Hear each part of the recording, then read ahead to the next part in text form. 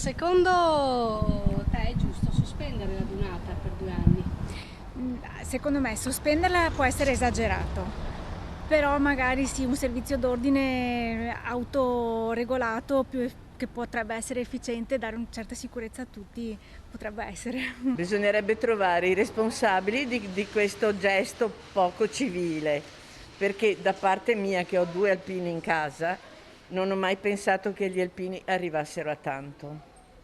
Quindi in mezzo sicuramente c'è marmaglia che si aggrega agli alpini, comprando anche un cappello, se lo ficcano in testa e fanno finta di essere alpini. Forse un po' esagerato, comunque va segnalato e chiaramente dei provvedimenti bisogna prenderli perché altrimenti passa tutto in sordina che tutto è lecito e tutto è così perché ci sono gli alpini ed è una cosa da prendere sotto gamba, invece no, però da sospendere mi sembra un po' esagerato.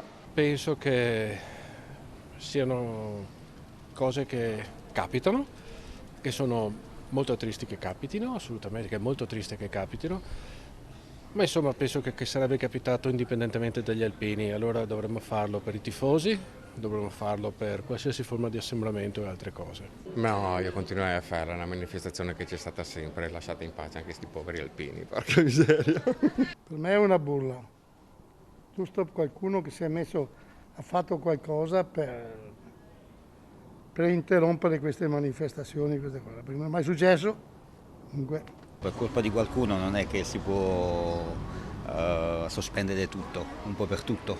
Se i casi sono limitati è anche un peccato proprio fare una sospensione totale. Beh, che sarebbe un peccato che per lo sbaglio di pochi ci rimettano tutti. Quindi secondo me è da pensarci, insomma. Può succedere, è sbagliato, però sì, non è giusto, ripeto, che ci rimettiamo tutti per lo sbaglio di pochi.